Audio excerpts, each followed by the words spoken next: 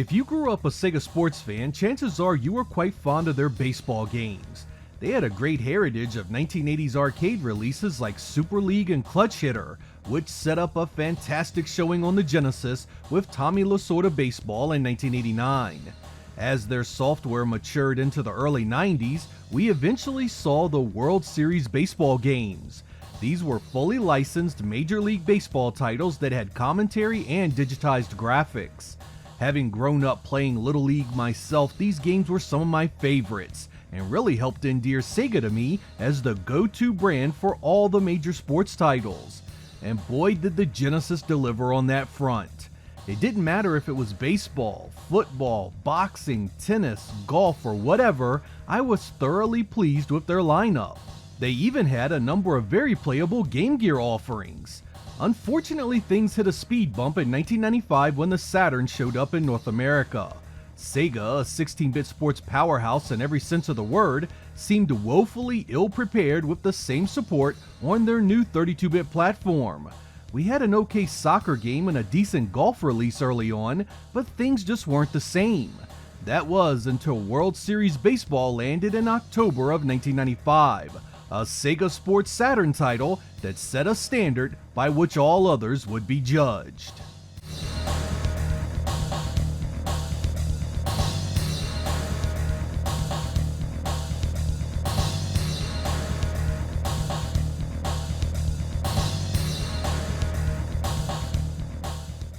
Before we take a look at World Series Baseball, let's first talk about where it came from. It's based on a game that was developed internally by Sega CS1 and Sega CS2 called Pro Baseball Greatest 9. This was released in Japan in May of 1995 and used teams from the Nippon Professional Baseball League. It features multiple announcers you can choose from, with each one having their own style. It was very well received and for good reason. Not only did the gameplay fire on all cylinders, but it also looked incredible at a time when many Saturn games were suffering growing pains. Fortunately, Sega of America had the good sense to recognize its quality, adding some visual changes and securing the MLB Players and League licenses, transforming it into World Series Baseball. I was really impressed with the presentation. You had a stadium rendered in polygons and players done with some very detailed two-dimensional sprites.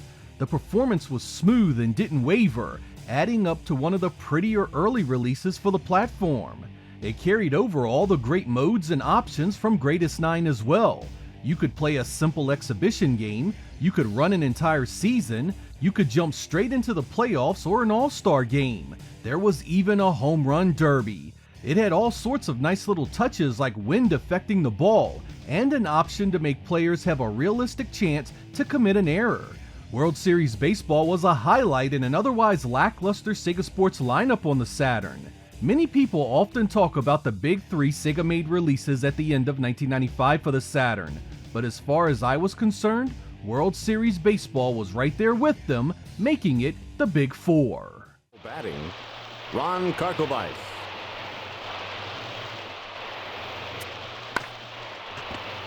The throw to first, 1 out. Now batting, Ozzie Guillen, 1 out and nobody on. No balls and 1 strike. The windup and the pitch. No balls and 2 strikes. Ball hit to center field. The ball rolls to the wall. The throw to second. He's safe. The success of Greatest 9 and World Series Baseball was not lost on Sega. They quickly turned around an upgrade the following year. Greatest 9 96 didn't do much to add to the original release, other than your industry standard roster changes. When it came west as World Series Baseball 2, it added the 1998 MLB expansion teams of the Tampa Bay Devil Rays and the Arizona Diamondbacks. Given that those teams did not have any players yet, you had to create your own.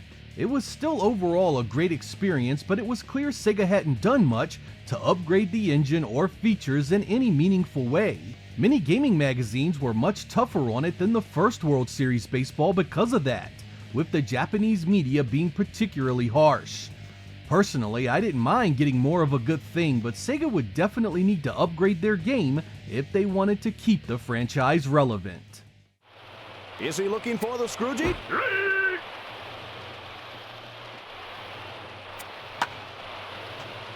The ball goes into center field. Base hit. Now batting, they can tie the game with a base hit. He hits the first pitch. The ball goes into right field. Base hit. Now batting, a base hit here gives them the lead. The pitcher is hitting a tough spot. The pitcher is hitting a tough spot. A throw to third.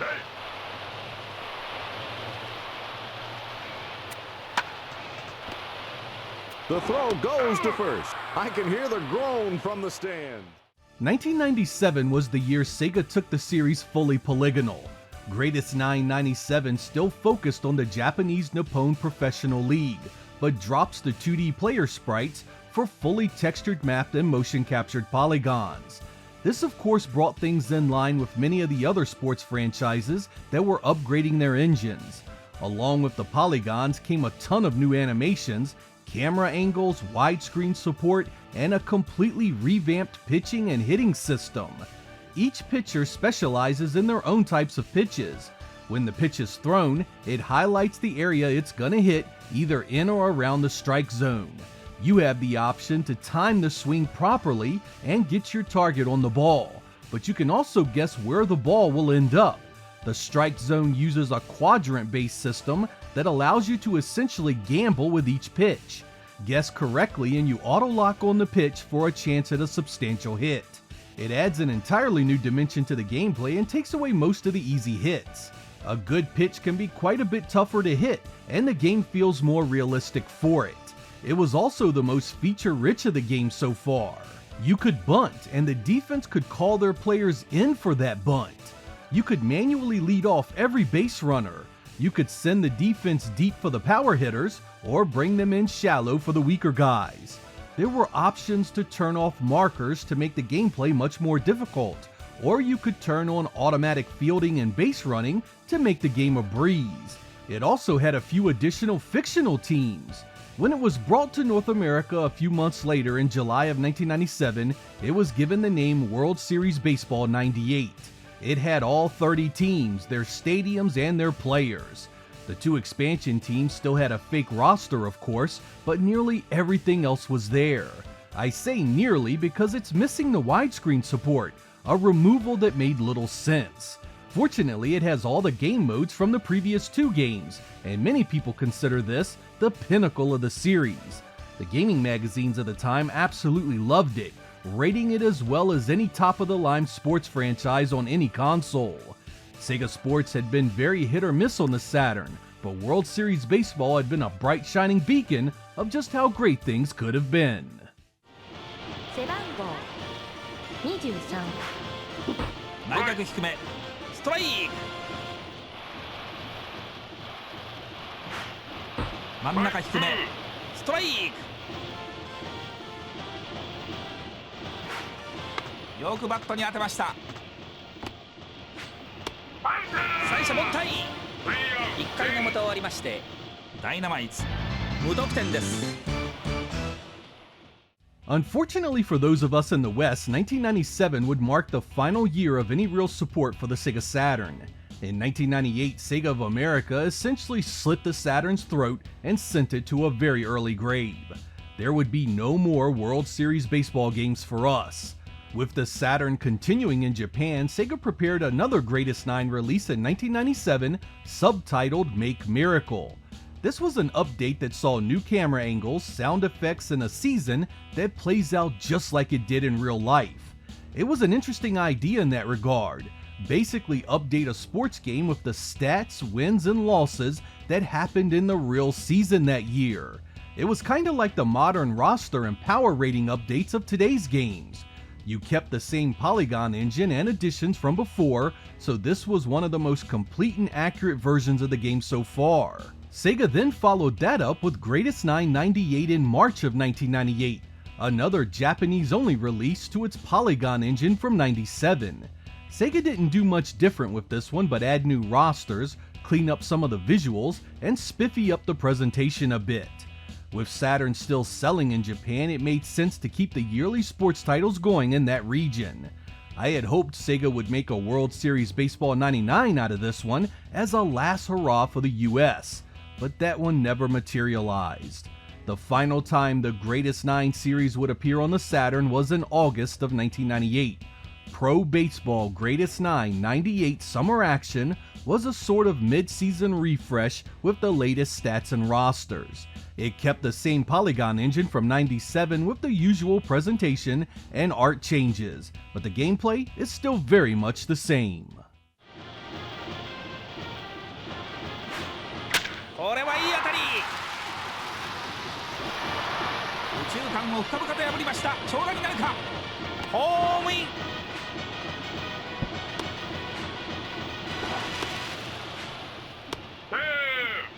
タイムリーツーベース。センター一打出れば逆転の場面。松井背番号55。引っ張った。切れました。ファウル。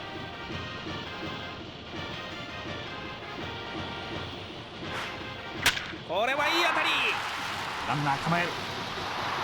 松井レフトフライに打ち取られました。The internally made Greatest 9 lineup of games would slip into retirement with the close of the Saturn's run in Japan. And for 4 years there was nothing. Sega made a few arcade baseball titles for the Naomi, and their subsidiary Visual Concepts made a couple of World Series Baseball 2K titles for their home console, the Dreamcast.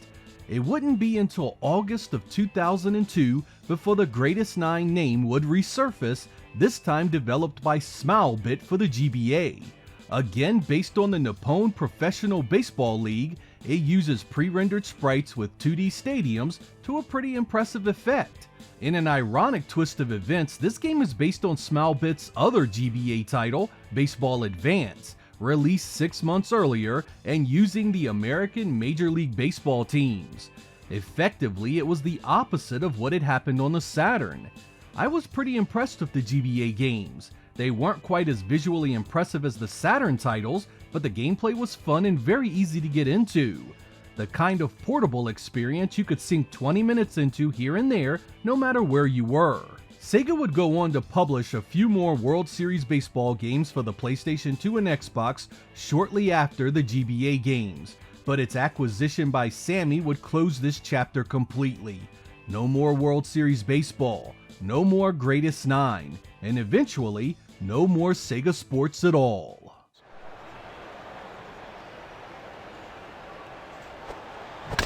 A shot to deep center, it has a chance. And it's gone! A home run!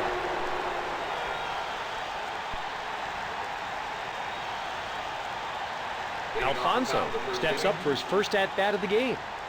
Edgardo Alfonso. I hope you guys enjoyed this episode, and I'd love to do similar for other sports titles for Sega's various consoles. Sega really did have some well-done baseball games for the Saturn, and many of them are just as playable today. I always felt the Greatest 9 and World Series Baseball releases on the Saturn were special in that regard.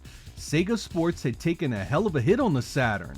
The great Joe Montana football titles on the Genesis had morphed into a complete and utter shit show with the ghastly NFL 97 on Saturn. The incredible Greatest Heavyweights boxing gave way to the laughable Funky Head boxing. The Saturn's initial soccer, basketball, and hockey releases were just okay or average at best. It was a fall from grace that cannot be overstated. Sports games had helped build and sustain the 16-bit market from the very beginning. It was of paramount importance that the Saturn continue that trend from day one. Greatest 9 and World Series Baseball were one of the few titles in the Sega Sports lineup on the Saturn that had been early and top tier right out the gate. It shouldn't be lost on you that Sega had developed this game internally in Japan. Time and time again this comes up. When Sega of Japan makes it, it was usually something worth playing. This was the great divide in the two Segas of the time. All the bright ideas in the world don't mean shit when the games you make are largely mediocre or forgettable. and when it came to what Sega of America made or farmed out, you just never knew what the hell you were getting. I'm Sega Lord X. Thank you guys for watching, and I will catch you next time.